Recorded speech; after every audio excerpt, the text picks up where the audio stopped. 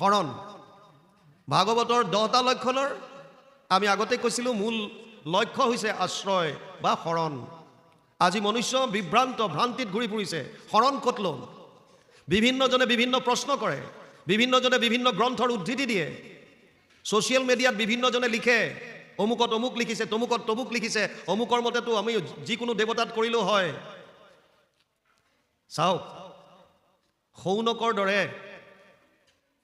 যিসকল বেদত প্ৰধান, 28 সহস্ৰ ঋষি বেদত প্ৰধান, সেই শৌনকে সুতমুনিক কৈছিল, ভুৰিনি ভুৰি কৰ্মাণি শ্ৰোতব্যানি বিভাগশ অত সাধুত্ৰ য়ত সাৰম সমুদ্ৰিত্য মনীষয়া মাম ব্ৰূহি শ্ৰদ্ধানাৰাম য়েন আত্মা সম্প্ৰসিদতি।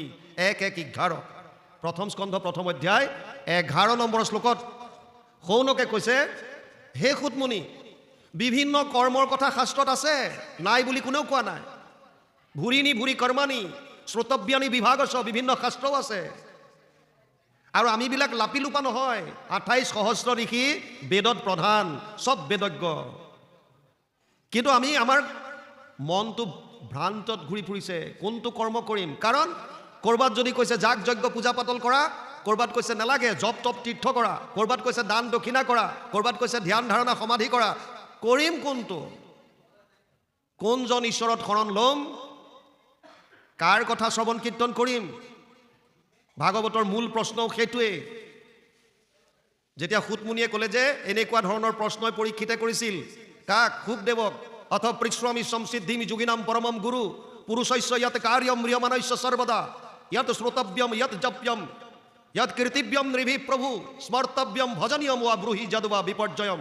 1:1937, 1:1938 প্ৰথম স্কন্ধ 49 অধ্যায় 37 আৰু 38 নম্বৰ শ্লোকত পৰীক্ষিতে প্ৰশ্ন কৰিছে শুকদেৱক, মৰণ সময়ে তোমাৰ চৰণে পুচুহু গুৰু সাম্প্ৰত মৃয় মান নৰে সদায়ে কি কৰ্ম কৰিবে এইটো লোকত। কাহাক শুনিবে, কাহাক জপিবে, কাহাক স্মৰিবে নৰে, ভজনৰ যোগ্য কোননো দেৱতা কহিও মত সত্তৰে। শ্ৰৱণ কীৰ্তন কৰিবাৰ যোগ্য নুহি যত যত কথা, তুমি সে পৰম গুৰু মুনিবৰ কহিও মত সৰ্বথা। মোক কোৱা, বিভিন্ন শাস্ত্ৰৰ উদ্ধৃতি দিলে নহ'ব। যিকোনো কথাৰ প্ৰমাণৰ কাৰণে সনাতন ধৰ্মত আমাৰ যি ফিলচফি আছে, ইণ্ডিয়ান যি দৰ্শন আছে, তাত 4টা প্ৰমাণৰ কথা কৈছে। প্ৰত্যক্ষ প্ৰমাণ, অনুমান প্ৰমাণ, উপমান প্ৰমাণ, শব্দ বা শাস্ত্ৰৰ প্ৰমাণ। যিকোনো কথাৰ প্ৰমাণৰ কাৰণে আমি এই 4টা প্ৰমাণৰ ওচৰ চাপিব লাগিব। প্ৰথম হৈছে প্ৰত্যক্ষ। আপুনি নিজে দেখিছে, নিজে শুনিছে, নিজে সোৱাদ লৈ চাইছে, নিজে শুঙি চাইছে, নিজে স্পৰ্শ কৰি চাইছে, 5টা জ্ঞানেন্দ্ৰিয়ৰ দ্বাৰা নিজে উপলব্ধি যদি কৰিছে, সেইটো প্ৰত্যক্ষ প্ৰমাণ। অনুমান, দূৰত ধোঁৱা দেখিছে, ইয়াৰ পৰা আপুনি কৈছে যে তাত ধোঁৱা আছে, যেতিয়া জুই আছে, আপোনাৰ অনুমান। উপমান, তুলনা দি পেলাই কয়, কম্পেয়াৰটিভ। তই নীল গাই দেখা পাইছনে? বোলে নীল গাই দেখা নাই। কেনেকুৱা? আমাৰ গাইবিলাকৰ নিচিনা। কুঁহিয়াৰ খাই পাইছ? বোলে নাই পোৱা। কেনেকুৱা? বোলে মিঠা। মিঠা মানে কেনেকুৱা? চেনীৰ নিচিনা, গুড়ৰ নিচিনা। তাৰ মানে চেনী বা গুড় খালে কুঁহিয়াৰ খোৱাটো নুবুজায়। এটা উদাহৰণ দিছে। আমাৰ গাই এজনী দেখি আহিলে নীল গাই দেখাটো নুবুজায়, এটা উদাহৰণ দিছে। প্ৰত্যক্ষ প্ৰমাণো ভুল হ'ব পাৰে। দ্ৰোণাচাৰ্যই কুৰুক্ষেত্ৰৰ যুদ্ধত যুধিষ্ঠিৰৰ মুখৰ পৰা শুনিছিল অশ্বত্থমা হত, যদিও পিছৰখিনি কৈছিল ইতি গজ, কিন্তু ভগৱান কৃষ্ণই ইংগিত দি দিলে, ঢাক ঢোল মৃদংগ চব বজাই দিলে, পিছৰখিনি নুশুনিলে। শুনিলে কোনখন? অশ্বত্থমা হত, মানে অশ্বত্থমাৰ মৃত্যু হ'ল। আৰু দ্ৰোণাচাৰ্যই ধনুষৰ পেলাই দিলে, মোৰ পুত্ৰই মৰি গ'ল যেতিয়া মই যুদ্ধ কৰি কি কৰিম। কথাটো যদিও যুধিষ্ঠিৰৰ দৰে ধৰ্মৰাজৰ মুখৰ পৰা শুনিছে, প্ৰত্যক্ষভাৱে শুনিছে, কিন্তু অশ্বত্থমা হত যদিও বাক্যটো শুদ্ধ হয়, তথাপিও এইটো শুদ্ধ নহয় যে অশ্বত্থমা মানে দ্ৰোণাচাৰ্যৰ পুত্ৰ মৰিছে। এইটো নহয়। অশ্বত্থমা নামৰ এটা হাতী মৰিছিল, ইতি গজ। তাৰ মানে প্ৰমাণৰ ক্ষেত্ৰতো কেতিয়াবা কেতিয়াবা প্ৰত্যক্ষ প্ৰমাণো গ্ৰহণযোগ্য নহ'ব পাৰে। অনুমান প্ৰমাণ, ধোঁৱা দূৰত দেখিছে আপুনি, জুই বুলি ভাবিছে। আজিকালি ভাওনাত ভাৱৰীয়া ওলালেও ধোঁৱা দিয়ে, ফাংচনত গায়কে গাই থাকিলেও ধোঁৱা দিয়ে। ধোঁৱা দেখিলে আপুনি জুই হৈছে বুলি ভাবিব নোৱাৰে। অনুমান প্ৰমাণ, উপমান প্ৰমাণো কেতিয়াবা গ্ৰহণযোগ্য নহয়। তেতিয়া আমাৰ হাতত এপাতে অস্ত্ৰ থাকে, সেই পাত হৈছে শব্দ বা শাস্ত্ৰৰ প্ৰমাণ।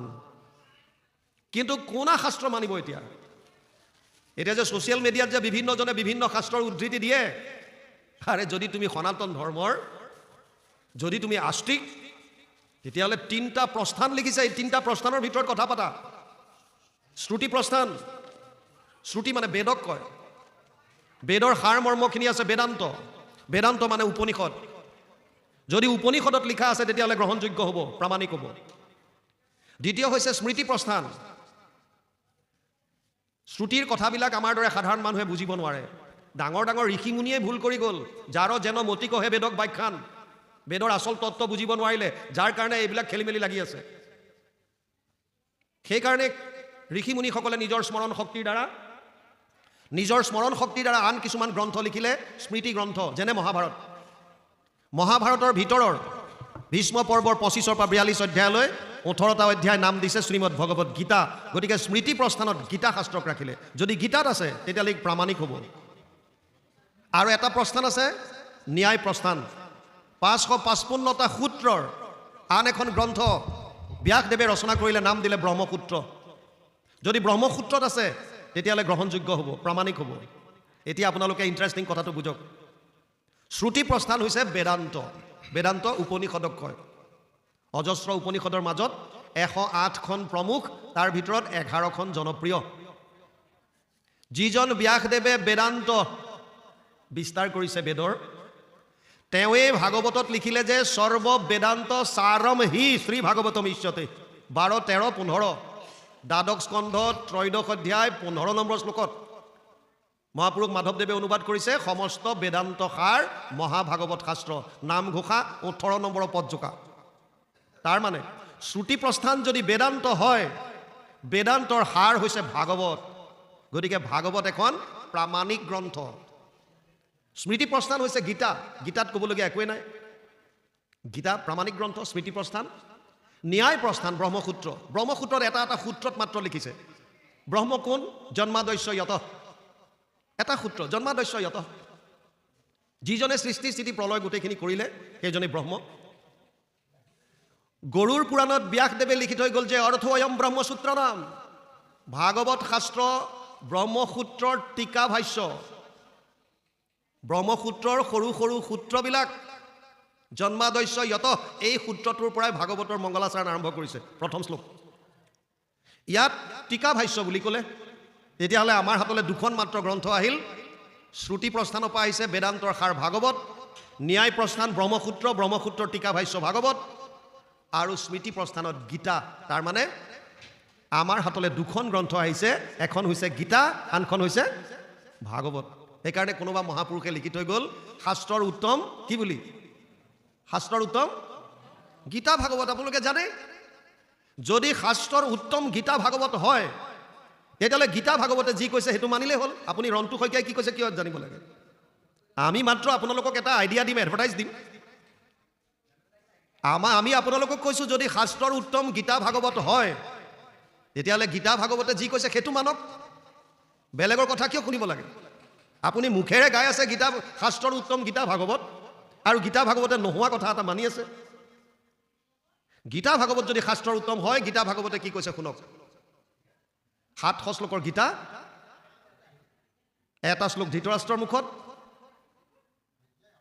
40টা শ্লোক সঞ্জয়ে ধৃতৰাষ্ট্ৰক কৈছে বৰ্ণনা দিছে যুদ্ধৰ কৃষ্ণ অৰ্জুন সংবাদৰ বিষয়ে কৈছে 85টা শ্লোকত অৰ্জুনে মনৰ সংশয় ভগৱানৰ ওচৰত প্ৰকাশ কৰিছে 574টা শ্লোকত ভগৱান কৃষ্ণই অৰ্জুনক শংকা নিৰাকৰণ কৰিছে গীতাৰ কথা কৈ শেষত ভগৱান কৃষ্ণই সিদ্ধান্ত দিছে অৰ্জুনক হে অৰ্জুন সৰ্বগুহ্যতমম ভূয় শৃণুমে পৰমম বচ ইষ্টসীমে দৃঢ়মিতি তত বক্সামিতে হিতম অষ্টাদশ অধ্যায় 64 নম্বৰ শ্লোক গীতা হে অৰ্জুন তোক মই এতিয়া গোপনীয়ৰ পৰা গোপনীয় কথাটো কম শুন কাৰণ তই মোৰ অতি মৰমৰ কি ক'লে সৰ্বধৰ্মান পৰিত্যাজ্য মাম একম শৰণম ব্ৰজ অহম ত্ব সৰ্ব পাপেভ্যো মোক্ষয়িষ্যামি মা শুচ অষ্টাদশ অধ্যায় 66 নম্বৰ শ্লোক গীতা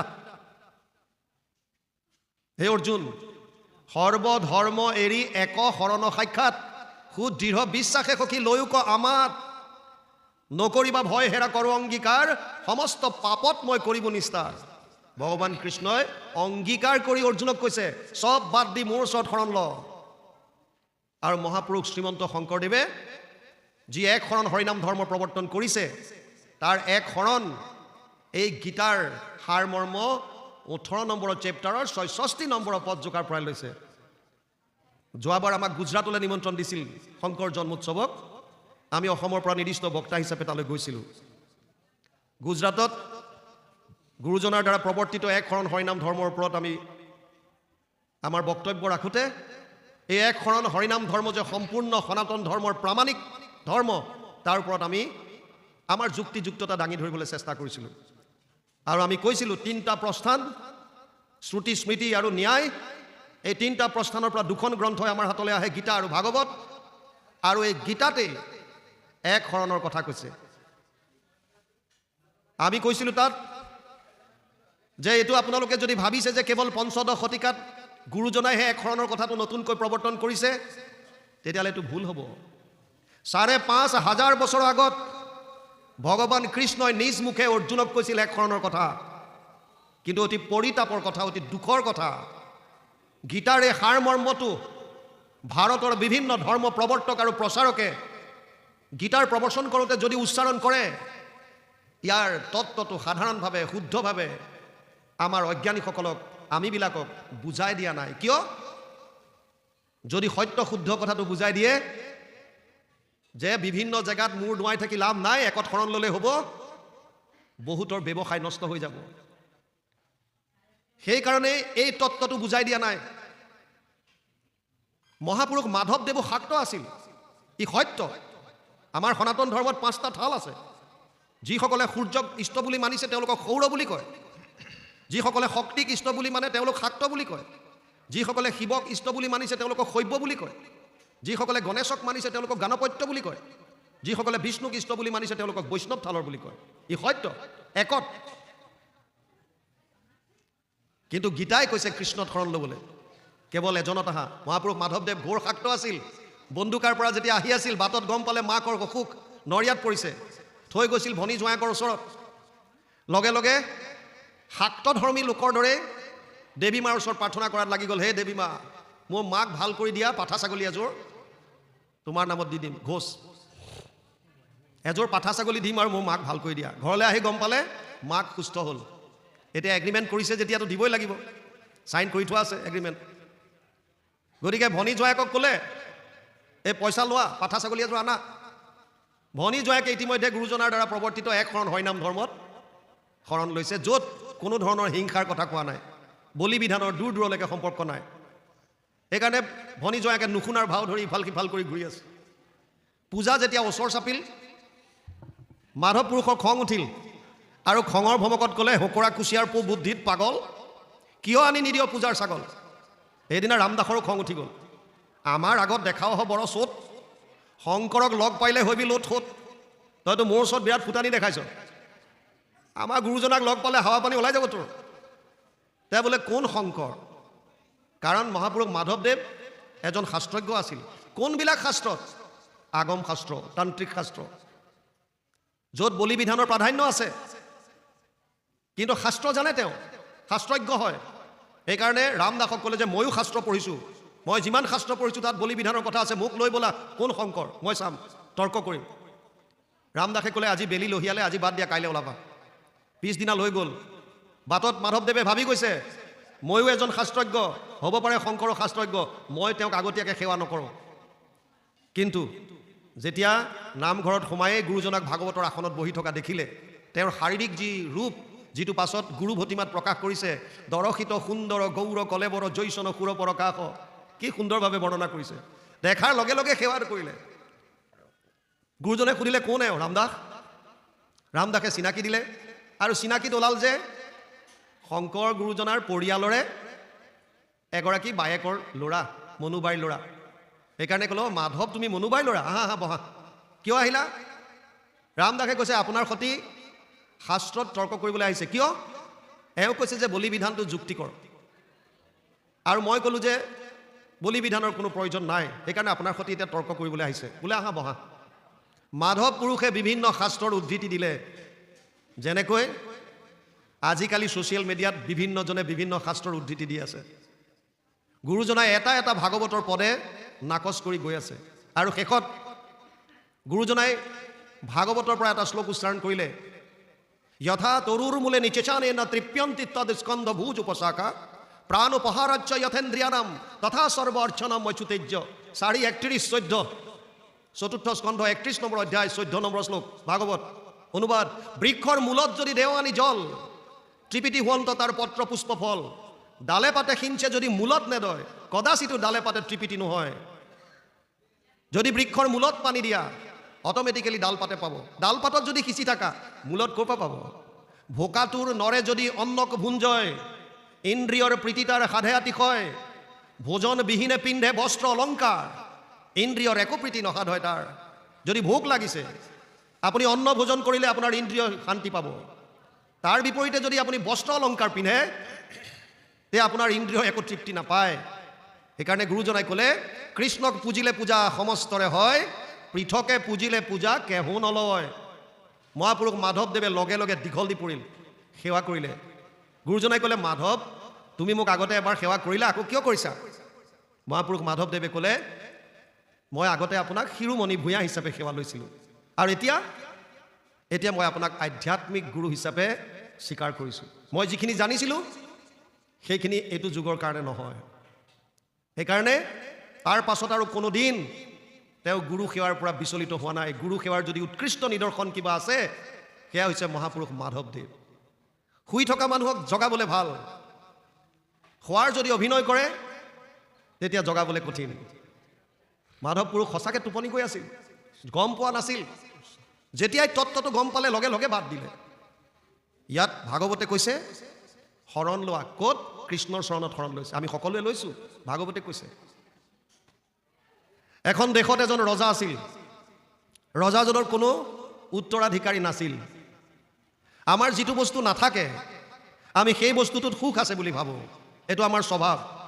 মোৰ হাতত যদি এটা 20,000 টকীয়া যদি এণ্ড্ৰইড ফোন আছে, মোবাইল আছে, মোৰ লগৰটোৱে যদি আইফোন লৈ আহিল 80,000 1 লাখ দি, মোৰ এইটোত সুখটো নাইকিয়া হ'ব। কিয়? কেনেকৈ মই এটা আইফোন ল'ব পাৰোঁ? মোৰ হাতত যদি চিম্পুল এটা লেপটপ আছে, মই কাম চলাই আছোঁ, আৰু লগৰটোৱে যদি এপলৰ কিবা এটা লৈ আহিল, মোৰ ইয়াত সুখ নাইকিয়া হ'ব। মোৰ হাতত যদি 1 লাখ টকীয়া বাইক আছে, লগৰটোৱে যদি 2.5 লাখ টকীয়া দি এখন লৈ আহিল, মোৰ সুখটো ইয়াত নাইকিয়া হ'ব। কিয়? যিটো বস্তু মোৰ নাই তাত সুখ আছে বুলি আমি ভাবোঁ। এইটো আমাৰ স্বভাৱ। ভাগৱতে কৈছে, যিটো পোৱা তাতে হৈবা সন্তোষিত মন, এতেক প্ৰকাৰে তুষ্ট সুন্ত নাৰায়ণ। যিটো আছে তাত সন্তুষ্ট হ'বলৈ শিকা। ৰজাজনৰ শান্তি নাই। কিয়? সন্তান নাই। সন্তান হ'লে মানুহ সুখী হ'ব নেকি? উগ্ৰসেনৰো সন্তান আছিল কংস। উগ্ৰসেনেতো শান্তি পোৱা নাছিল, বৰঞ্চ কাৰাগাৰত ভৰাহে থৈছিল। অংগৰ পুত্ৰ আছিল বেন। বেনৰ পৰা অংগই কোনো সুখ পোৱা নাছিল, অথচ তেওঁ যত যিমান পায় চবকে অত্যাচাৰ কৰিছিল, যাৰ ফলত অংগই ঘৰ এৰি যাবলৈ বাধ্য হৈছিল। আত্মদেৱ, তেওঁৰ আছিল ধুন্ধকাৰী নামৰ এটা সন্তান। ধুন্ধকাৰী অত্যাচাৰত আত্মদেৱে নিজৰ ঘৰ ত্যাগ কৰিবলৈ বাধ্য হৈছিল। সন্তান থাকিলে নহ'ব। আপোনাৰ সন্তানৰ সংস্কাৰ কেনেকুৱা সংস্কাৰ? সেইকাৰণে নথকা বস্তুটোত আমি সুখ আছে বুলি ভবাৰ পৰিৱৰ্তে যিটো আছে তাত সুখী হ'বলৈ চাব লাগে।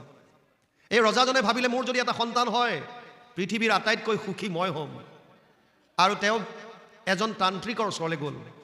বিপদত পৰিলে, সংঘাতত পৰিলে আপুনি কাৰ ওচৰত উপদেশ বিচাৰি গৈছে? এইটো বৰ তাত্ত্বিক কথা।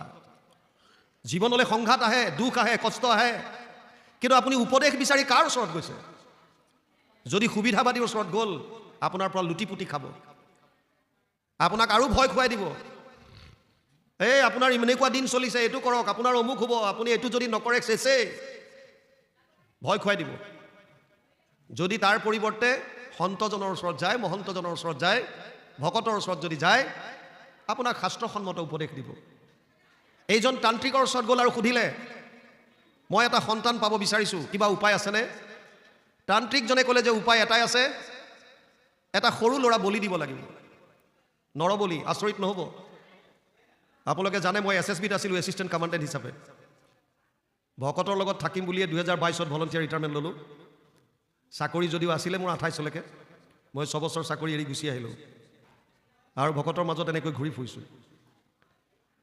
মই উত্তৰাখণ্ডৰ ৰাণীক্ষেত বুলি জেগা এটাত আছিলোঁ 12ৰ পৰা 14লৈকে 14ত ৰঙিয়াত মোৰ পষ্টিং হৈছিল অসমত সেই বছৰে ডিচেম্বৰ মাহত ঢেকীয়াজুলিৰ এখন বাগানত নিজৰ খুৰাওকে ভতিজাকক কিডনেপ কৰি লৈ গৈছিল কালিৰ ওচৰত বলি দিবলৈ পেপাৰে পত্ৰই বহুত সেই সময়ত লিখা পঢ়া চলিছিল আজি 2 বছৰ 1.5 বছৰ আগত কামাখ্যাত দুজনমান পুৰোহিতক এৰেষ্ট কৰাৰ কথা আপোনালোকে পেপাৰে পত্ৰই হয়তো পাইছিল কিয় নৰবলিৰ কেছত তাৰ মানে এতিয়াও মানুহে নৰবলিৰ দৰে নিকৃষ্ট কৰ্ম কৰিবলৈ বাদ দিয়া নাই আন জীৱ জন্তু বলিটো দিয়ে আছে মানুহ বলি দিবৰ কাৰণে কুণ্ঠাবোধ নকৰে তান্ত্ৰিকজনে ক'লে যে যদি এটা সৰু ল'ৰা বলি দিয়া তেতিয়াহ'লে তুমি এটা সন্তান পাবা ৰজাজন কিছু ধাৰ্মিক আছিল সেইকাৰণে ভাবিলে মই কোন গৰাকী মাতৃৰ কোলাৰ পৰা সন্তানটো কাঢ়ি আনিম মাকগৰাকীয়ে কিমান আঘাত পাব নাই নাই এইটো মোৰ দ্বাৰা হ'ব নোৱাৰে তান্ত্ৰিকে ক'লে তেতিয়াহ'লে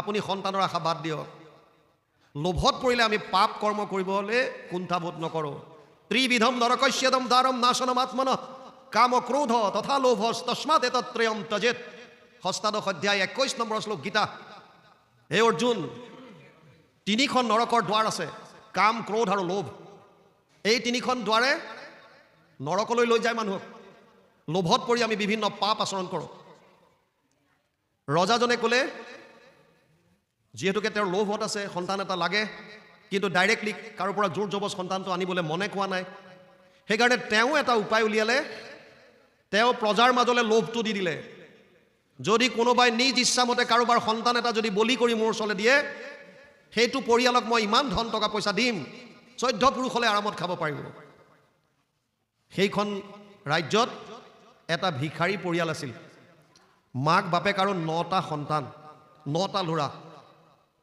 ভিক্ষা খুজি খায় মাক বাপেকে 9টা ল'ৰাক বহুৱাই লৈ ক'লে বোপায়ো এটা সুবৰ্ণ সুযোগ এটা আহিছে যদি তহঁতৰ মাজৰ কোনোবা এটা বলি হৈ যাও তেতিয়াহ'লে আমি বাকী থকা কেইটাই 10টা প্ৰাণীয়ে আনন্দত দিন পাৰ কৰাব পাৰিম কিন্তু ঘটনা হ'ল এতিয়া যাব কোন বলি হৈ আটাইকেইটাকে বহুৱাই ল'লে ডাঙৰ ল'ৰাটোক ক'লে তই অলপ বুজা পৰা হৈছ তয়ে যা সি ক'লে যে মই কিয় যাম জন্ম তহঁতে দিছ যেতিয়া নিজৰ ভৰিত থিয় দিয়ালৈকে লালন পালন কৰাৰ দায়িত্ব তহঁতৰ গতিকে মই বলি নাযাওঁ এটা এটাকে সুধি আহিলে চবেই মানা কৰিলে একেবাৰে সৰু ল'ৰাটোৰ বয়স কেৱল মাত্ৰ 7 বছৰ কিন্তু ই তাৰ অকণমান বুদ্ধি হোৱাৰ পৰা বুলি সৰু এপাখি য'ত ভকতৰ সংঘ হয় য'ত 2-3জন ভকত গোট খায় ই গামোচাখনকে পোন মাৰি লৈ চুৰিয়াৰ নিচিনাকৈ পিন্ধি টুকটুককৈ দৌৰ মাৰে ভকতৰ ওচৰত থাকে এই পাতখন আনি দিয়া কঠখন আনি দিয়া পানী আনি দিয়া কিবা সৰু সুৰা কামবিলাক কৰি থাকে আৰু ভকতে কি আলোচনা কৰিছে ই একান্ত মনে শুনে ভকতে সদায় ভাগৱতৰ কথাই পাতে মাক বাপেকে সুবিধা ল'লে আৰু তাক ক'লে যে বোপায়ো তইতো ভাগৱতৰ কথা শুনিছ বোলে শুনিছোঁ দধীচি মুনিৰ কথা শুনিছনে নাই ল'ৰাটোৱে কৈছে শুনিছোঁ তই তেতিয়াহ'লে জানই দধীচি মুনি যি দেৱতাসকলক বৃত্তাসুৰৰ পৰা ৰক্ষা কৰিবৰ কাৰণে নিজৰ শৰীৰ ত্যাগ কৰিছিল আৰু দধীচি মুনিৰ অস্থিৰ দ্বাৰা ভগৱান বিষ্ণুৱে তেজ দি এপাত অস্ত্ৰ নিৰ্মাণ কৰি দিছিল যাক ইন্দ্ৰৰ বজ্ৰ বুলি কোৱা হয় ইন্দ্ৰৰ হাতত থকা বজ্ৰপাত দধীচি মুনিৰ অস্থিৰ দ্বাৰা নিৰ্মিত মাক বাপেকে কৈছে বোপায়ো দধীচি মুনিয়ে স্বৰ্গৰ দেৱতাসকলক ৰক্ষা কৰিবৰ কাৰণে নিজৰ শৰীৰ ত্যাগ কৰিছিল আৰু যদি তই আজি তোৰ পৰিয়ালটো ৰক্ষা কৰিবৰ কাৰণে তোৰ যদি শৰীৰ ত্যাগ কৰ তেতিয়াহ'লে আমি আটাইকেইটা আনন্দত থাকিব পাৰিম কণমানিটোৱে কৈছে মা দেউতা মোৰ যোৱাত আপত্তি নাই কিন্তু এটা চৰ্ত আছে কি চৰ্ত তোমালোক দুইটাই মোক আদেশ কৰা আদেশ কিয় পিতৃ আজ্ঞা পালন কৰি ৰামচন্দ্ৰই 14 বছৰ বনবাস খাটিব গৈছিল পৰশুৰামে পিতৃ আজ্ঞা পালন কৰি মাতৃ ৰেণুকাৰ ডিঙি কাটি দিছিল মাক বাপেকৰ আজ্ঞা মই শিৰোধাৰ্য কৰি মই যাম আজ্ঞা দিয়া মাক বাপেকে তত্ত্বটো বুজি নাপাই ক'লে তোক আমি আদেশ দিছোঁ তই বলি হৈ যা তাৰ মনত বিৰাট আঘাত লাগিছে হ'লেও সি কৈছে তেতিয়াহ'লে খবৰ দিয়া ৰজাৰ ঘৰত খবৰ দিলে পিছদিনা সৈন্য আহি গ'ল কণমানি ল'ৰাটোক যেতিয়া লৈ গৈছে ই হুক হুকাই কান্দিছে অকণমানি ল'ৰা গাঁৱৰ মানুহ গোটেই জুম বান্ধিলে চাবলৈ সি প্ৰত্যেকৰ মুখলৈ চাইছে, চকুলৈ চাইছে, কিজানি কোনোবাই কয় নেকি এই বোপাইটোক নিব নালাগে, তহঁত গাঁৱত আছ যেতিয়া আমি তহঁতক দিম খোৱা বোৱাৰ বস্তু, আমি গাঁও পাতি থাকোঁ কিয়? এঘৰৰ বিপদত যদি 10 ঘৰে যদি সহায় নকৰোঁ, গাঁও পাতি থকাৰ লাভ কি? কিন্তু কোনেও নামাতিলে। ল'ৰাটোক লৈ গ'ল, মহাৰাজৰ ওচৰত থিয় কৰালে। বিৰাট ধুনীয়া ল'ৰাটো। মহাৰাজৰ দেখি কিবা কিবি লাগিছে, হ'লেও তান্ত্ৰিকক খবৰ দিছে, লোভ। তান্ত্ৰিক আহি গ'ল লগত এজন কাটোৱাল লৈ। কাটোৱালজনে প্ৰকাণ্ড এখন তৰোৱাল লগত লৈ আহিছে আৰু এখন নদীৰ পাৰলৈ লৈ যোৱা হ'ল। ল'ৰাটোক মাহ হালধিৰে নোৱাই ধুৱাই মালা ধাৰি পিন্ধাই দি বলি সজাই দিলে। এটা ডাঙৰ মূৰ্তি সাজি সন্মুখত বলি খাল। তান্ত্ৰিকজনে মন্ত্ৰ উচ্চাৰণ কৰিলে, কাটোৱালজনে প্ৰকাণ্ড তৰোৱাল এখন লৈ কাটিবৰ কাৰণে উদ্যত হ'ল। ৰজাৰ হৃদয় কঁপি উঠিছে। ৰজাই ক'লে অকণমান ৰ'বা। ল'ৰাটোক ক'লে বোপায়ো তোৰ যদি অন্তিম ইচ্ছা কিবা আছে কহ। ল'ৰাটোৱে ক'লে মহাৰাজ আপুনি মোক অন্তিম ইচ্ছাৰ কথা সুধিছে? মোৰ বয়স কেৱল 7 বছৰ, গোটেই জীৱনটো মোৰ সন্মুখত, আৰু আপুনি মোক অন্তিম ইচ্ছাৰ কথা সুধিছে? মোৰ অন্তিম ইচ্ছা জানি আপুনি কি কৰিব? আপোনাক লাগে উত্তৰাধিকাৰ আৰু মোৰ মা দেউতাক লাগে ধন, গতিকে মোৰ ইচ্ছা জানি আপুনি কি কৰিব?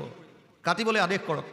মহাৰাজে ক'লে নহয় বোপাই, তোৰ যদি সৰু সুৰা কিবা কামনা আছে ক, কিবা খাবলৈ মন গ'ল, কিবা তেনেকুৱা, বোলে অকণমান ঈশ্বৰৰ আৰাধনা কৰিব বিচাৰিছোঁ, কৰ কৰ বোপাই কৰ।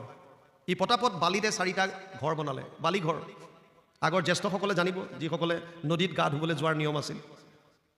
নদীত গা ধুবলৈ যাওঁতে নদীৰ পাৰত আগতে বালি ঘৰ কিছুমান বনায়, এফালে দুৱাৰ ৰাখে। বালি ঘৰ 4টা বনালে। প্ৰথমটো ঘৰৰ ওচৰত গৈ সেৱা কৰিব বিচাৰিছে, কিবা গাব বিচাৰিছে প্ৰাৰ্থনা, কিন্তু পৰা নাই, হুক হুকাই কান্দিছে আৰু কান্দি কান্দি ঘৰটো ভাঙি পেলালে। দ্বিতীয়টো ঘৰৰ ওচৰত গৈছে, তাতো সি কিবা গাব বিচাৰিছে কিন্তু পৰা নাই, ভাঙিলে। তৃতীয়টো ভাঙিলে। চতুৰ্থটো বালিঘৰৰ ওচৰত যেতিয়া গৈছে, সি যেতিয়া সেৱা কৰিছে, তাৰ মুখলৈ কিবা এটা ৰূপান্তৰ ঘটিছে, মুখলৈ কিবা এটা হাঁহিৰ জিলিঙনি আহিছে। সি লগে লগে চকু পানী মোহাৰি পেলালে আৰু হাঁহি হাঁহি তাৰ পৰা উঠি আহিল, আহি বলিশালত মূৰ দিলে আৰু মহাৰাজক ক'লে মহাৰাজ আদেশ কৰক, মোৰ ইচ্ছা পূৰ্ণ হৈ গ'ল। তান্ত্ৰিকজনে ভয় খাই গ'ল, কি কৰিলে এইবিলাক? 4টা ঘৰ বনালে, 3টা ভাঙিলে, কিবা যাদু মন্ত্ৰ কৰিলে নেকি? ইয়াৰ ডিঙি কাটি দিয়াৰ লগে লগে আকৌ মোৰ ডিঙিটো সৰি পৰে নেকি ঠিক নাই। তাক সুধিলে বোপাই তই এইবিলাক কি কৰিলি? সি কৈছে জানি কি কৰিব। মহাৰাজে ক'লে বোপায়ো কি কৰিলা এবাৰ বুজাই দিয়া। সি কৈছে মহাৰাজ এই 4টাই মোৰ আশ্ৰয়ৰ স্থান আছিল, শৰণৰ স্থান। মানে প্ৰথমটো আছিল মোৰ পিতৃ মাতৃৰ আশ্ৰয়। মোৰ মনত পৰাৰ পৰা বুলি জীৱনত যেতিয়াই সংঘাত আহিছে, বিপদ আহিছে, মই দৌৰ মাৰি গৈ মাৰ কোলাত উঠিছিলোঁ, দেউতাৰ কোলাত উঠিছিলোঁ। ভাবিছিলোঁ এই কোলাখনেই মোৰ আটাইতকৈ সুৰক্ষিত আশ্ৰয়। যি মা দেউতাক মই মোৰ আটাইতকৈ সুৰক্ষিত আশ্ৰয় বুলি ভাবি আছিলোঁ, সেই মা দেউতাই আজি মোক আদেশ কৰিলে যে তই বলি হৈ যা। গতিকে এই আশ্ৰয় মোৰ কাৰণে কোনো কাম নাই। দ্বিতীয়টো মোৰ মিতিৰ কুটুম, মোৰ গাঁৱৰ মানুহ। আমি গাঁও পাতি থাকোঁ কিয়? এঘৰৰ বিপদ হ'লে 10 ঘৰ আগবাঢ়ি যদি নাহে কি লাভ? আমি ভাৰতত বিভিন্ন জেগাত ঘূৰি ফুৰোঁতে দেখা পাইছিলোঁ, ভাৰতত এতিয়াও এনেকুৱা গাঁও আছে, যিখন গাঁৱত কাৰোবাৰ ঘৰত যদি ল'ৰা ছোৱালীৰ বিয়া হয়, মাক বাপেকে এটা ফুটা কৰি খৰচ কৰিব নালাগে, গাঁৱৰ মানুহে কণ্ট্ৰিবিউশ্যন দান বৰঙণি উঠায় আৰু বিয়াখন চলাই দিয়ে। ভাৰতৰ বাদ দিয়ক, অসমৰ বালিপাৰাত এখন বড়োগাঁও, তাতো এইটো প্ৰথা আছে। যদি কাৰোবাৰ ঘৰত বিয়া হয়, মাক বাপেকে চিন্তা কৰিব নালাগে, গাঁৱৰ মানুহে দান বৰঙণি উঠাই বিয়াখন সুন্দৰভাৱে পাতে। এতিয়াও আছে এনেকুৱা। ল'ৰাটোৱে ক'লে মই যি মোৰ মিতিৰ কুটুম বুলি ভাবিছিলোঁ, আপোন বুলি ভাবিছিলোঁ, গাঁৱৰ মানুহ বুলি ভাবিছিলোঁ, চবৰ মুখলৈ চাইছিলোঁ অহাৰ সময়ত, ভাবিছিলোঁ কাৰোবাৰ এখন সহায়ৰ হাত আগবাঢ়ে নেকি, কিন্তু কোনেও নিদিলে।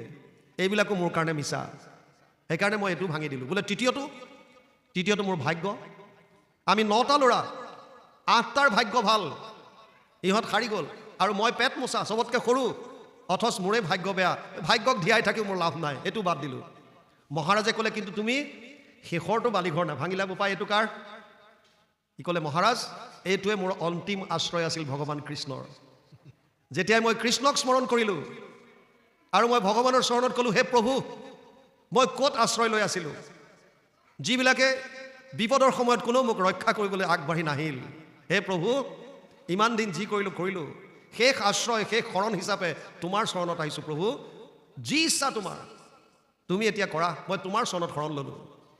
লগে লগে যেন ভগৱানে মোৰ হৃদয়ৰ পৰা ক'লে আৰে বোপাই তই কিয় চিন্তা কৰিছ, মই তোৰ লগত আছোঁ। ইহঁতে কাটিলে তোৰ শৰীৰটো নাশ কৰিব পাৰিব, তই শৰীৰ নহয়, তই আত্মা। মই বুলি যদিও কওঁ, মই শৰীৰ নহয়, আচলতে মই হ'লো আত্মা। এইখন গামোচা কাৰ? মোৰ গামোচা, মই গামোচাখন নহয়। এইখন কাৰ চেলেং? মোৰ চেলেং, মানে মই চেলেংখন নহয়। এইটো কাৰ হাত? মোৰ হাত, তাৰমানে মই হাতটো নহয়। এইটো কাৰ শৰীৰ? মোৰ শৰীৰ, তাৰমানে মই শৰীৰটো নহয়। মোৰ বস্তুবিলাক মই কেতিয়াও হ'ব নোৱাৰোঁ। ভগৱান কৃষ্ণই যেন মোক ক'লে, তই আত্মা, শৰীৰটো নাশ হ'ব। শৰীৰৰ 3টা অৱস্থা, বিষ্ঠা পলু চাই। যদি পেলাই দিয়ে চৰাই চিৰিকটি জীৱ জন্তুৱে খাই বিষ্ঠা কৰি উলিয়াই দিব।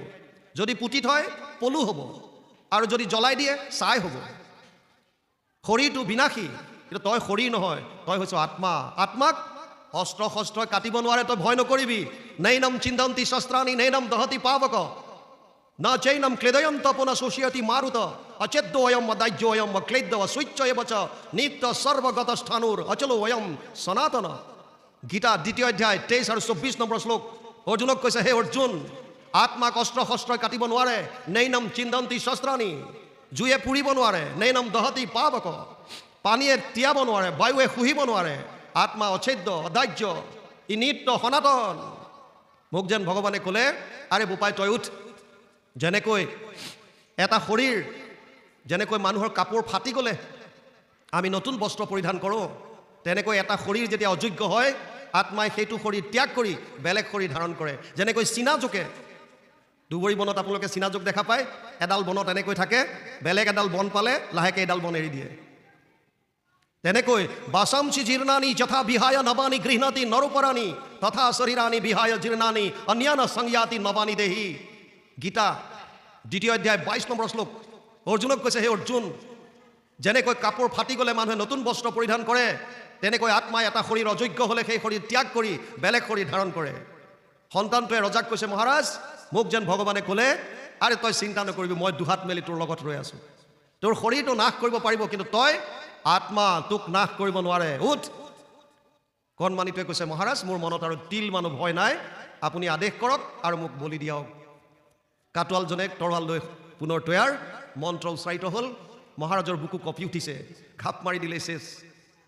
তান্ত্ৰিকজনক সুধিছে, অ উপায়, এই ল'ৰাটোক কটাৰ পাছত তই গেৰেণ্টি দিব পাৰিবিনে যে মোৰো ল'ৰাই হ'ব? তান্ত্ৰিকজনে কৈছে, গেৰেণ্টি দিব নোৱাৰোঁ মহাৰাজ, সন্তান এটা হ'ব, ল'ৰা হয় ছোৱালী হয় আপোনাৰ প্ৰাৰব্ধ। তই গেৰেণ্টি দিব পাৰিবিনে এই সন্তানটো বলি দিয়াৰ পাছত মোৰ যিটো সন্তান হ'ব, ই এনেকুৱা সংস্কাৰী, 7 বছৰ বয়সত পিতৃ মাতৃৰ আজ্ঞা পালন কৰিবৰ কাৰণে নিজ শৰীৰ দান দিবলৈ কুণ্ঠাবোধ কৰা নাই? তান্ত্ৰিকে ক'লে, মই গেৰেণ্টি দিব নোৱাৰোঁ। তই গেৰেণ্টি দিব পাৰিবিনে মোৰ ইয়াক বলি দিয়াৰ পাছত মোৰ যিটো সন্তান হ'ব, সেই সন্তানৰ কৃষ্ণৰ প্ৰতি এনেকুৱা আস্থা, এনেকুৱা দৃঢ় বিশ্বাস যে কৃষ্ণত শৰণ লৈ হাঁহি হাঁহি সি নিজৰ প্ৰাণ দিবৰ কাৰণে আগবাঢ়ি আহিছে? তই গেৰেণ্টি দিব পাৰিবি? তান্ত্ৰিকজনে ক'লে, গেৰেণ্টি দিব নোৱাৰোঁ। মহাৰাজে ক'লে, তেতিয়াহ'লে তোৰ তাম ঝামবিলাক বন্ধ কৰ। তান্ত্ৰিকে ক'লে, মহাৰাজ, তেতিয়াহ'লে আপুনি আপোনাৰ আশা ত্যাগ কৰক, আপোনাৰ সন্তান হোৱাৰ কোনো আশা নাই। ল'ৰাটোক বলি দিলেহে আপুনি সন্তান পাব, আৰু নহ'লে আপুনি আপোনাৰ সন্তানৰ আশা বাদ দিয়ক। মহাৰাজে ক'লে যে, মই সন্তানৰ আশা বাদ দিলোঁ, কিন্তু যিহেতু এই সন্তানটোক মাক বাপেকে ত্যাগ কৰিলে, আৰু ইয়াৰ বিনিময়ত মই মাক বাপেকক যত যিমান ধন টকা পইচা দিবলগীয়া আছে ইতিমধ্যে মই দিলোঁ, সেইকাৰণে মোক আৰু বেলেগ সন্তান নালাগে। মই এই সন্তানটোকে মোৰ সন্তান হিচাপে মই গ্ৰহণ কৰিলোঁ। ইয়েই মোৰ তুলনীয়া পুত্ৰ হ'ব, আৰু ইয়েই এইখন দেশৰ উত্তৰাধিকাৰী ৰজা হিচাপে মই ঘোষণা কৰিলোঁ। মুকং কৰতি বাচালম পংগুং লংঘয়তে গিৰিম যৎ কৃপা তম হং বন্দে পৰমানন্দ মাধৱম। যাৰ দয়া বলে খোৰা পৰ্বত চঢ়াৱে মুখে ৰাৱ নাহি যাৰ সিটো কবি হোৱে হেনয় পৰমানন্দ বন্ধু মাধৱক কৃপা কৰা বাপ কৃষ্ণ মই অজ্ঞানক। যিজনে প্ৰভু ভগৱন্তত শৰণ ল'লে তেওঁ যদি খোৰাও হয়, ভগৱানে কৈছে মই পৰ্বত বগুৱাই দিব পাৰিম এনেকুৱা। যদি বোবা হয় তেওঁ কবি কৰি দিব পাৰে। প্ৰভু ভগৱন্তৰ কৃপা প্ৰাপ্ত হোৱাৰ পাছত আপুনি একো চিন্তা কৰিব নালাগে। সেইকাৰণে জীৱ ইয়াত গৰ্ভত থাকোঁতে শৰণ লৈছে, আৰু শৰণ লৈ কৈছে, হে প্ৰভু তুমি সৰ্বভয়হাৰী, মই তোমাৰ চৰণত শৰণ লৈছোঁ। শৰণ লৈ কি কৈছে? সৰ্বভয়হাৰী তোমাৰ চৰণে শৰণ লৈলোঁ সম্প্ৰতি, জনো বোলা আত শৰণক লয়, তানো তাৰ কিবা ভেদ, ভগৱন্ত সেব্য মই কোনো সেৱক লৈও আহি পৰিছে। হে প্ৰভু তুমি খালি ভাবি লোৱা, তুমি হৈছা মই সেৱক, তুমি সেব্য। মই সেৱক, তুমি মোৰ সেব্য, এই বুলি তুমি মোক লোৱা, গ্ৰহণ কৰা। কি কৈছে? মাতৃৰ গৰ্ভত পৰি আছো মই দ্বন্দ্বে যুগ সম যায়, আত থাকন্তেও যাৰ দুখ নাই প্ৰণাম তাহা নপায়। আত্মাৰ লগত পৰমাত্মা বিৰাজমান হৈ থাকে। এক বৃক্ষে দুই পক্ষী, ৰূপে দুই কুসম দেখি, দুইৰো দুই সখা নিৰন্তৰ, একবৃক্ষে ফল খায় আৰু আনটোৱে সদায় চাই থাকে, যিটো নাখায় সিটো গুণে বৰ। এডাল গছত দুটা পক্ষী আছে, এই শৰীৰটোত দুটা পক্ষী, আত্মা আৰু পৰমাত্মা। আত্মাই কৰ্মফল ভোগ কৰে, পৰমাত্মাই নাই। উপদ্ৰষ্টা অনুমন্তা চ ভৰ্তা ভোক্তা মহেশ্বৰ পৰমাত্মা ইতি চাপ্যুক্ত দেহে অস্মিন পুৰুষপৰ। ত্ৰয়োদশ অধ্যায় 22 নম্বৰ শ্লোক গীতা। হে অৰ্জুন, মই অনুমন্তা, অন্তৰ্যামী হিচাপে, সাক্ষী হিচাপে, সকলোৰে লালন পালনৰ স্বামী হিচাপে পৰমাত্মা ৰূপে সমস্ত জীৱৰ হৃদয়ত বাস কৰি আছোঁ। জীৱই কৈছে, তুমিও আছা যদিও তুমি এইবিলাক দুখ সুখৰ পৰা আঁতৰত। পঞ্চভূত দেহে পৰি আছোঁ মই বন্দী হৈ চিৰকাল, ইটো দেহে যাক বান্ধিবে নপাৰে প্ৰণামো হেন কৃপাল। পঞ্চভূত, ক্ষিতি, জল, তেজ, বায়ু, আকাশ, এই 24 তত্ত্বৰ দ্বাৰা আমাৰ শৰীৰ গঠিত। 5 মহাভূত, পঞ্চতন্মাত্ৰা, ৰূপ, ৰস, গন্ধ, স্পৰ্শ, শব্দ। 5 জ্ঞানেন্দ্ৰিয়, শ্ৰোত্ৰ, নেত্ৰ, জিবা, ঘ্ৰাণ। 5 কৰ্মেন্দ্ৰিয়, গুহ্য, লিংগ, পদ, বাণী, কৰ, মন, বুদ্ধি, অহংকাৰ আৰু মূল প্ৰকৃতি। এই 24 তত্ত্বৰ দ্বাৰা আমাৰ শৰীৰটো হৈছে। ইয়াত যদিও আত্মা আছে, পৰমাত্মাও আছে, পৰমাত্মাক কিন্তু কৰ্মফলে চুব নোৱাৰে। সেইকাৰণে কৈছে, ইটো দেহে যাক বান্ধিবে নপাৰে প্ৰণামো হেন কৃপাল। যদি বোলা ইটো অজ্ঞানীৰ বান্ধ জ্ঞানতেহে নিবৰ্তয়, ঈশ্বৰ কৃষ্ণক প্ৰণাম কৰিবে ইহাত কিবা লাগয়। যদি তুমি কোৱা যে আমি যে বান্ধত ঘূৰিছোঁ এইটো অজ্ঞানীৰ বান্ধ, মানে মায়াৰ, আৰু মায়াৰ বান্ধ খুলিব পাৰিব কেৱল জ্ঞানৰ দ্বাৰাহে, যদি তুমি তেনেকৈ ভাবিছা, ই কোনো কচ্চিত আশংকাৰ শুনা উত্তৰ কহু বুজায়, যাহাৰ মায়াত জ্ঞান নষ্ট হোৱা জীৱে মহাক্লেশ পায়। আমিবিলাকে যে কষ্ট পাইছোঁ কিয়? ঈশ্বৰৰ মায়াৰ কাৰণে। 3টা বস্তু, ভগৱান, মায়া, জীৱ। মায়াৰ 3টা গুণ আছে, সত্যম ৰজস্তম ইতি গুণ প্ৰকৃতি সম্ভৱা নিবধ্নন্তি মহাবাহু দেহে দেহিনাম অব্যয়ম। 14শ অধ্যায় 5 নম্বৰ শ্লোক গীতা। হে অৰ্জুন, মোৰ 3টা গুণ আছে, সত্য, ৰজ আৰু তম। এই 3টা গুণৰ দ্বাৰা মানুহৰ মনলৈ 3 ধৰণৰ ভাৱ আহে। সত্য গুণৰ পৰা সাত্বিক ভাৱ, ৰজগুণৰ পৰা ৰাজসিক ভাৱ, তমগুণৰ পৰা তামসিক ভাৱ। যাৰ যেনেকুৱা ভাৱ ই তেনেকুৱা কৰ্ম কৰে, আৰু যাৰ যেনেকুৱা কৰ্ম ই তেনেকুৱা ফল ভোগ কৰিব লাগিব। এইটোৱে হৈছে সংসাৰ চক্ৰৰ নিয়ম। অনিষ্টম ইষ্টম মিশ্ৰম চ ত্ৰিবিধা কৰ্মনা ফলম ভৱতী ত্যাগিনম প্ৰত্যনাতু সন্ন্যাসিনা ক্বচিত। 8দশ অধ্যায় 12 নম্বৰ শ্লোক গীতা। হে অৰ্জুন, 3 ধৰণৰ ফল আছে, এটা ভাল বা পুণ্য, এটা বেয়া বা পাপ, এটা মিশ্ৰিত পাপ পুণ্যৰ মিশ্ৰণ। আমি যিমান কৰ্ম কৰিছোঁ, এই কৰ্মবিলাকৰ ফল প্ৰত্যেকটো জীৱৰ বিপৰীতে এখন একাউণ্টত জমা হৈ আছে। আপুনি যিমানেই লুকাই চুৰকে নকৰক কিয়, ভগৱান কৃষ্ণ অন্তৰ্যামী ৰূপে আমাৰ শৰীৰত বিৰাজমান হৈ আছে। যেনেকুৱাই আপুনি কৰ্ম কৰে, প্ৰত্যেকটো কৰ্মৰ ফল আপোনাৰ একাউণ্টত চব লিখা আছে। সেইটোক কৈছে সঞ্চিত কৰ্ম। এই সঞ্চিত কৰ্মৰ এটা অংশ আমি লৈ আহোঁ, যিটোক কৈছে প্ৰাৰব্ধ।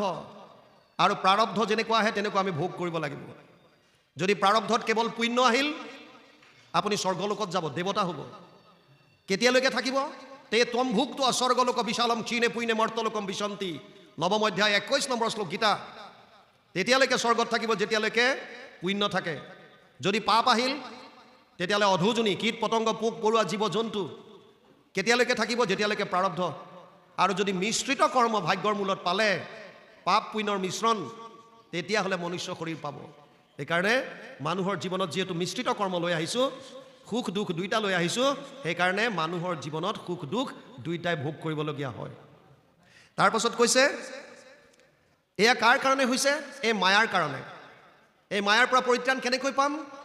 গীতাত কৈছে, দৈৱহী এষ গুণময়ী মম মায়া দূৰত্বয়া মাম এব ইয়ে প্ৰপদ্যন্তে মায়ামেতাম তৰন্তিতে।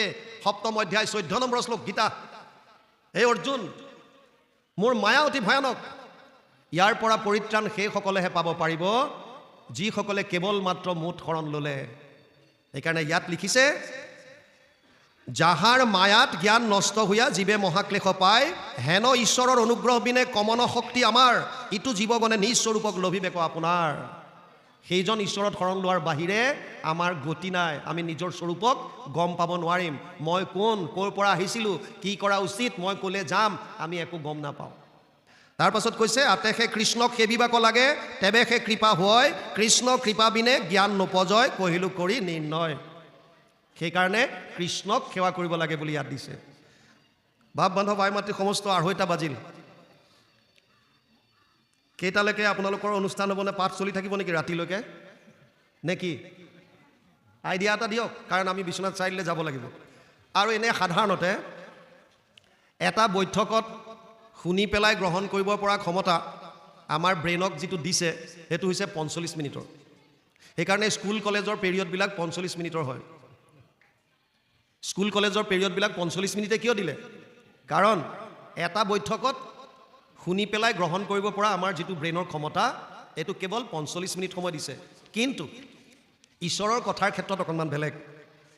শুকদেৱে 7 দিন 7 ৰাতি কৈ আছিল আৰু পৰীক্ষিতে 7 দিন 7 ৰাতি শ্ৰৱণ কৰিছিল জলপান গ্ৰহণ নকৰাকৈ। বৰ্তমান সেই শুকদেৱো নাই, সেই পৰীক্ষিতো নাই। তথাপিও 2-3 ঘণ্টা আমি একান্তভাৱে আপোনালোকৰ দৰে শ্ৰোতা পালেতো ঘণ্টা ঘণ্টা ধৰি কৈ থাকিব পাৰিম, যিটো আপোনালোকে একান্ত মানে শ্ৰৱণ কৰিছে। কিন্তু সময়ৰ এটা কথা থাকে, বেছি দীঘলীয়া হ'লে ভয় লাগে। আমাৰ তাত মাজতে 90 বছৰীয়া বুঢ়ী মানুহ এজনী কোৰ্টত গৈছে ডিভোৰ্চ বিচাৰি। জাজে ডাইৰেক্ট সুধিছে, আইতা আপোনাৰ বয়স কিমান? বোলে বোপাই মোৰ 90 মান চুলে। বোলে 90 বছৰ বয়সত আপোনাক ডিভোৰ্চ লাগে, বিবাহ বিচ্ছেদ? মানুহজন ক'ত? কৈছে মানুহজন আহিছে, এনেকৈ দেখুৱাই দিছে কোৰ্টৰ আন এটা ছাইডত চকী এখনত লাখুটি লৈ বুঢ়া এজন বহি আছে, হাতটো কঁপি আছে, নাৰ্ভৰ প্ৰব্লেম। জাজে সুধিছে, দেউতা আপোনাৰ বয়স কিমান হ'ল? বোলে বোপাই 95 মান হ'ল। কৈছে 95 বছৰত আপুনি ডিভোৰ্চ বিচাৰি আহিছে? কৈছে ধেত মোক নালাগে, সেই মৰতি ক'ত কি লাগে। জাজে কৈছে, অ' আইতা আপোনাৰ মানুহটোকচোন ডিভোৰ্চ নালাগে। বোলে তেওঁক কিয় লাগিব? তেওঁৰ কি কষ্টটো আছে? দুখ কষ্ট মইহে পাইছোঁ। বোলে বাপৰে এনেকুৱা কি কষ্ট পাইছে আপুনি? কৈছে মানুহটোৱে মোক যিমান গালি খপনি পাৰে মই চব শুনো। অঁ এইটোত আপুনি ডিভোৰ্চ নাপায়। গিৰিয়েকে গালি পাৰিছে, ঘৈণীয়েকে শুনিলে, কেতিয়াবা আপুনিও পাৰি দিব, তেওঁ শুনিব। বোলে তেওঁ কাণেৰে কম শুনে। অঁ এইটোতো আপুনি নাপায়। কিয় নাপায়? বোলে আজিকালি কাণত লগোৱা মেচিন পায়, হিয়াৰিং এড বুলি কয়। কাণত লগোৱা মেচিনটো লগাই দিলে আপোনাৰ মানুহজনে একদম ধুনীয়াকৈ শুনিব পাৰিব। বোলে অ' বোপাই মই মেচিনো আনি দিছোঁ। অ' তেতিয়া সমস্যা কি? বোলে সমস্যা এটাই, যেতিয়াই মই মানুহটোক গালি পাৰোঁ মেচিনটো খুলি থৈ দিয়ে, সেইটোৱে মোৰ সমস্যা। এতিয়া বেছি দীঘলীয়া হ'লে আপোনালোকেও যদি চবেই কাণৰ মেচিন খুলি খুলি থৈ দিয়ে